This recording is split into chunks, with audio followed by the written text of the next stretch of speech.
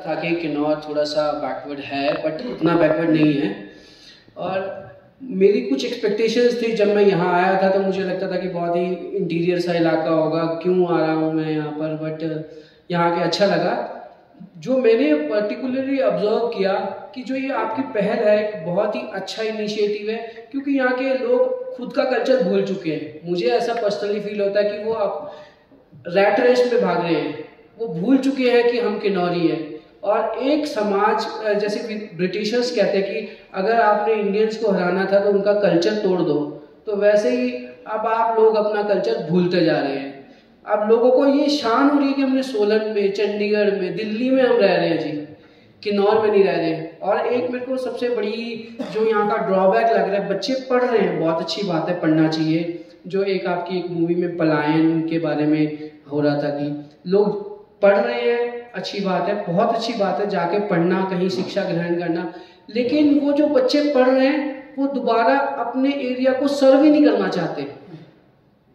कोई डॉक्टर बन रहा है, कोई इंजीनियर बन रहा है, ट्राइबल कैटेगरी की फैसिलिटी लेके बन रहा है, लेकिन वो अपने ट्राइबल लोगों को सर्व ही नहीं करना चाह रहे। ये सबसे बड़ा ड्रॉबैक है यहाँ के बच्चों के लिए भी और उनके पेरेंट्स के लिए भी, जो उनको सिखा रहे हैं कि हमने तो कहीं और ही रहना है, चंडीगढ़ रहना है, दिल्ली रहना है।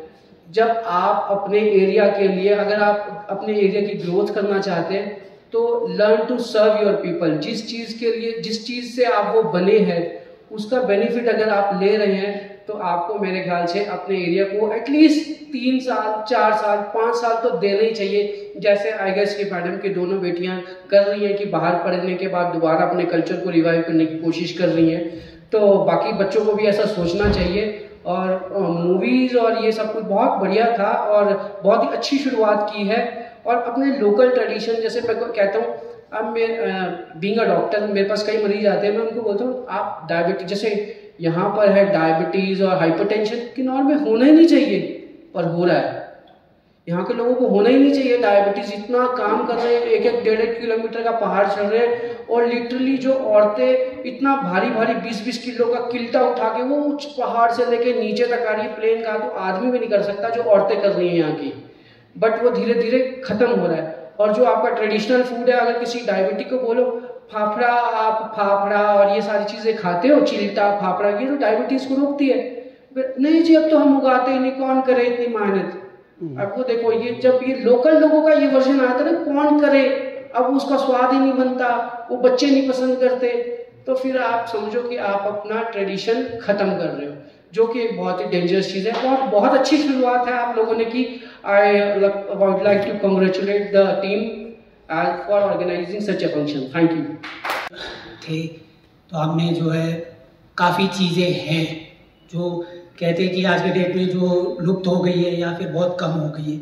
हमने हर चीज़ देखा है, चाहे वो खेती से रिलेटेड हो, चाहे पहाड़ों पे बर्फ़ हो, चाहे शुद्ध पानी हो, शुद्ध हवा हो, हर चीज़ को हमने जो है पूरी तरह से क्लियरली देखा हुआ है। लेकिन आज के समय में हम लोग जो है उस चीज़ को नहीं देख पा रहे हैं। यहाँ पे जो है एनवायरनमेंट के जो प्रॉब्लम्स हम फेस कर रहे हैं, जलवायु परिवर्तन की बात करें, उसका डायरेक्ट इफेक्ट किन किन चीज़ों में पड़ा है, इस पर मैं थोड़ा सा यंगस्टर्स को जो है बताना चाहूँगा। जैसे कि हमारे अगर पेड़ों की बात करें तो सेब तो बहुत बाद में उगाना शुरू हुआ है। जो हमारे यहाँ पे जंगल में जो हम लोग रिपोर्टन, जो हमारा जो न्योजा का जो है, आज की डेट में भी हम लोग न्योजा व्यापार करते हैं। कुछ समय पहले मैंने भी कई बार जो है जंगलों में काम किया है, तो जंगलों से हम जुड़े हुए हैं, तो इस चीज़ को हमने ध्यान से देखा हुआ है। न्योजा की जो बात यहाँ पे क्रॉप घटने या बढ़ने की बात नहीं है। अगर आप गौर से देखेंगे तो न्योजे के पेड़ जो है मरने के कगार पे, बिल्कुल सूख रहे हैं, पीले पड़ गए हैं, ब्राउन टेक्सचर आ चुके हैं उसमें। और वो मतलब आप ध्यान से देखेंगे उसकी जो पत्तियाँ होती, जो कि बहुत ही घने होते हैं एक्चुअल में, जब बर्फ़ पड़ती है तो उसके ऊपर प्रॉपरली वो जो है बर्फ़ बैठता है। लेकिन अभी आप उसको देखेंगे तो उसमें बहुत ज़्यादा गैप्स आ गए हैं। डीपली अगर आप उस चीज़ को चेक करेंगे तो बहुत ज़्यादा गैप्स आ गए हैं। उनके जो छिलके होते थे वो एकदम से गिरते नहीं थे पहले, अब वो इस तरह से सूखने लग गया है कि वो गिर रहे हैं। हमारे अपने बगीचों में बहुत सारा न्योजा के जो है पेड़ हुआ करते थे, अब वो जो धीरे धीरे एक एक करते सूखते जा रहा है, सूखते जा रहा है। और जैसे कि हार्वेस्टिंग का टाइम जो है वो चेंज हो गया हुआ है न्योजे का। हमने काफ़ी गौर किया कि वो जो है एप्पल और न्यूजा जो है एक साथ जो है हार्वेस्टिंग का टाइम जो है मतलब वो एक साथ ही आ रहा है, जो कि होना नहीं चाहिए था एक्चुअल में, क्योंकि ये सारा प्रॉब्लम है तो बर्फ़ समय पर नहीं पड़ने पे हो रहा है। हमारे यहाँ पे पौष के महीने में बर्फ़ पड़ना जो है बहुत ही लाभदायक रहता था हमारे फसल के लिए, हर चीज़ों के लिए। आज के समय पे हम अगर टॉप पे हमारे यहाँ पे माउंटेन्स के टॉप पे जाते हैं, जो हमारे पानी के सोर्स है, पीने का पानी है, खासकर सैराट में जो है, वैसे तो पांगी नाला से पानी लेकर यहाँ पे आए हुए हैं और यहाँ के लोगों को बांटा गया है, लेकिन उससे पहले के जो हमारे पीने के पानी के रिसोर्सेज थे, जैसे साखा में वगैरह हो गया, ऐसे टॉप जगह में जहाँ पे भी छोटे छोटे झील वगैरह हुआ करते थे, वो बिल्कुल सूख चुके हैं। चश्मे के पानी हमारे बिल्कुल सूख चुके हैं, घास सूख चुके हैं। पानी की कमी की वजह से हमारे जितने भी फाफड़ा उगला या हम लोग जो कुछ भी क्रॉप्स उगाते थे, वो इस वक्त जो उगाना मुश्किल हो गया। घर घर में बीज हुआ करता था, आज के समय पे बीज हम लोग किसी से अगर ढूंढने भी जाएं तो बड़े बड़े बगीचे वाले लोगों के पास भी मिलना मुश्किल हो गया है। तो ये ऐसे प्रॉब्लम्स फेस हो रहे हैं। ये सारे प्रॉब्लम्स जो है देखा जाए तो समय पर बर्फ या बारिश नहीं होने की वजह से हो रहा है। तो उस चीज़ को लेकर जो है जो भी समस्या ये आ रही है जलवायु परिवर्तन की, वो किस वजह से आ रही है, उस चीज़ को ऑब्जर्व करके यंगस्टर्स को डीपली समझाना और हम उसको जो है अवॉइड कैसे कर सकते हैं। जैसे हम लोग कचरे के बारे में बात करते हैं प्रॉपरली, आज के समय में तो हम हीलिंग हिमालयस के थ्रू हम लोग काफ़ी वर्कआउट कर रहे हैं, तो उस चीज़ को जो है वो दिल से समझ सके बच्चे कि इससे क्या प्रॉब्लम हो रहा है, बगीचे में क्या प्रॉब्लम हो रहा है, हमारे घर में क्या प्रॉब्लम हो रहा है। तो I told him I want to stay here for longer. I'm going to stay in Chitkul mostly until January, so that's the plan. But thank you all for everyone to whenever I come outside in the streets and go to meet friends here, you've been all very kind to me. I even attended Mahesh's family wedding. It was also very good, and I get to eat a lot of local food. And very surprisingly, at that time in midnight, I also saw a leopard in his farm. That was I thought I was very lucky to have witnessed like that. And then like last time I was in Himalayas, I was in Kullu Valley in Manali for 2 months last year. But here in Kinnaur, I actually get to see the beauty of Himalayas, the biodiversity and a lot of birds. Thanks to Mahesh, he's been introducing me to a lot of birds here and the animals. So I get to actually see how rich biodiverse this place is, because I care a lot about environment, and I work with some friends in Western Ghats in South India to also protect some of the things that we have here now. I don't know how long we are going to still have these kind of rich biodiverse nature within with ourselves for any longer. So seeing that here and seeing Kamal and all of you guys through Z Talks and other forums, actually trying to make some difference here and protect what we have left of this nature, I truly get inspired by seeing all of you. Thank you so much for also conducting this film festival here, sensitizing everyone about the issues that are happening through quote-unquote development in the hill areas, and how to protect what we have left. I'm learning a lot throughout the day, and I think the festival is going to keep going for a few more hours. I'm eager to learn more as well, and potentially even to work with some of you on your initiatives. Thank you so much for welcoming to your land and keeping me so happy. भी हम biodiversity और जितना environment के बारे में आज discussion कर रहे हैं, मुझे लग रहा है हमारे पौधे अब फल देने लगे हैं। और क्योंकि मुझे एटलीस्ट लगभग यहाँ पर 17-18 साल हो गए थे हिमलोक जागृति मंच से जुड़ा हुआ था, तो हम यही चीज़ें समझाते थे कि हमारा एनवायरनमेंट जो है वो कैसे प्रोटेक्ट करना है और हमें कैसे जीवित रहना है। तो अब जो है आप लोग उस स्टेज पर पहुंचे हैं जहां पर आप फल दे रहे हैं। तो हम कंपनियों के खिलाफ नहीं रहे कभी भी, जो जैसा एडमिनिस्ट्रेशन हमें मानता था, लेकिन हम उन्हें ये सजेशन देते थे कि प्रोग्रेस एक अच्छे उसमें प्रोग्रेसिव होना चाहिए, ना कि डिजास्टर्स होना चाहिए। तो उसमें अभी भी हमारे स्टडी का जो फील्ड है वो काफ़ी रह चुका है, अभी पीछे है। तो उन चीज़ों के लिए मैं थोड़ा से बोलना चाहूँगा कि जैसे सतलुज बेसिन की स्टडी के हम गए थे, श्री जियालाल जी, श्री RS नेगी जी, हम लोग सब गए थे। तो उस वक्त हमने कुछ क्वेश्चंस लिए थे। आप में बहुत सारे उन फील्ड से जुड़े हुए हैं आप लोग ज्ञाता।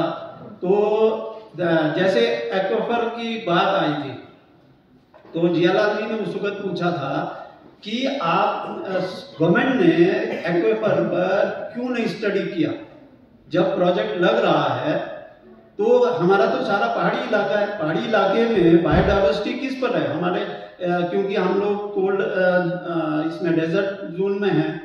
तो वहाँ पर हमारा जो जितना भी पानी है या तो बर्फ या ग्लेशियर पर है, या थोड़ी बहुत जो बारिश होती है या जमीन में जो साइफन हो रहा है, थोड़ा बहुत ऊपर को या एक्वाफर बना हुआ है उससे साइफन होकर के वेजिटेशन पर आ रहा है। तो उनके पास उसका कोई जवाब नहीं था।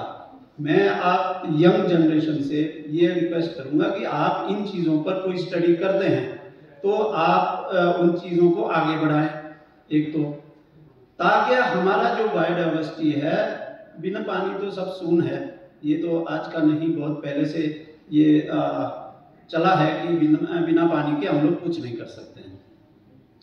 दूसरी बात ये कि जब बायोडाइवर्सिटी हम पढ़ाते हैं या बात करते हैं, माइक्रो से लेकर के मैक्रो तक सारी चीज़ें हमारी उसमें आ जानी चाहिए। फिल्म्स, क्योंकि मैं थोड़ा लेट हो गया था तो किसी कारणवश, इसलिए मैं फिल्म्स नहीं देख पाया कि एनवायरमेंटल फिल्में कितनी वो थी और कैसी थी। एक डॉक्टर साहब के ने जो सजेशन दिया था कि यहाँ पर कोगला, फाफड़ा या जो पुराने हमारे मिलेट्स हैं उनका बहुत कम प्रयोग हो रहा है। तो मैं सड़ैन विज्ञान फाउंडेशन की ओर से हमने एक प्रयास किया है कि सीड बैंक हम उसको बनाना शुरू कर दें। तो क्योंकि हमारे जो जितने भी लोकल फूड्स हैं, जितने भी सीड्स हैं, उनको प्रिजर्व करें और प्रिजर्व करके हम उसको आगे को मल्टीप्लाई भी करें। क्योंकि फाफड़ा पहले जो कड़वा फाफड़ा होता था वो सबसे ज़्यादा मेडिसिनल प्रॉपर्टी रखता था, जो आजकल हाइब्रिडाइज करके उसमें जो उसका कड़वापन है वो कम करने से इतना उसकी न्यूट्रिशन वैल्यू थोड़ी कम हो गई है। पहले खाने में वो अच्छा नहीं होता था, लेकिन उसकी न्यूट्रिशन वैल्यू ज़्यादा होती थी। आज का फाफड़ा ठीक है, खाने के लिए अच्छा है, लेकिन उसकी न्यूट्रिशन वैल्यू पहले वाले से कम है। तो वो जो कड़वा फाफड़ा है, हम लोग वो हो तो हम लोग उनसे भी संपर्क करेंगे, क्योंकि आज वो नहीं ना के बराबर मिल रहा है। तो बाकी आप लोगों को मैं मुबारकबाद देता हूँ। ठीक है, थैंक यू।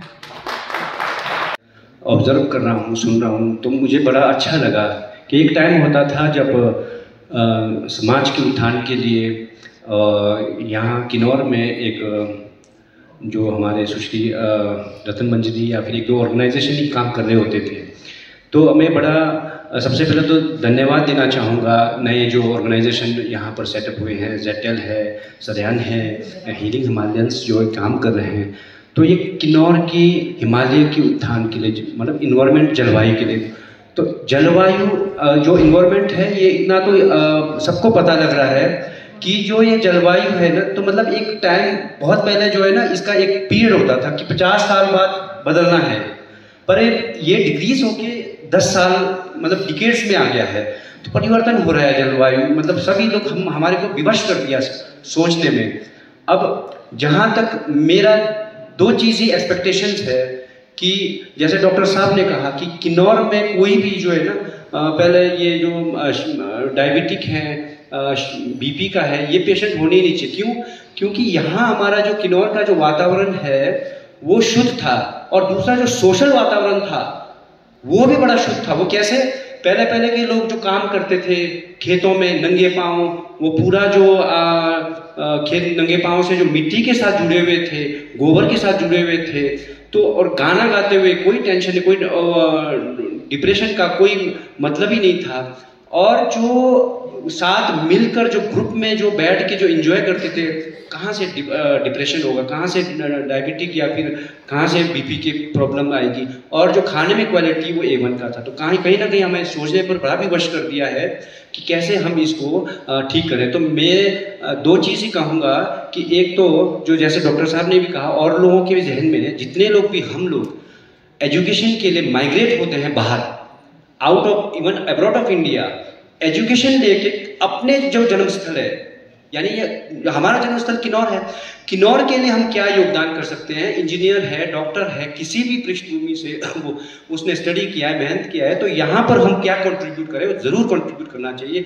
और एक बेसिक जो कंट्रीब्यूट है हमारा एज ए किन्नौरा, जो एक हीलिंग हिमालय जैसे अपने ये सुमन जी एक एज ए उसमें काम कर रहे हैं, तो ये इनके साथ बड़ा इम्प्रेस होता हूँ कई बार कि जितने भी जो प्लास्टिक हैं और जो वेपर्स हम लोग दुकान से देते हैं, हम अपने बेसिक प्राइमरी लेवल पे हम कैसे उसको मैनेज करें घर से, स्वयं घर से। तो हमारे अंदर एक सबसे पहले ये जितने भी अच्छे ऑर्गेनाइजेशंस में काम करें, हमारे अंदर विचारों को चेंज करें।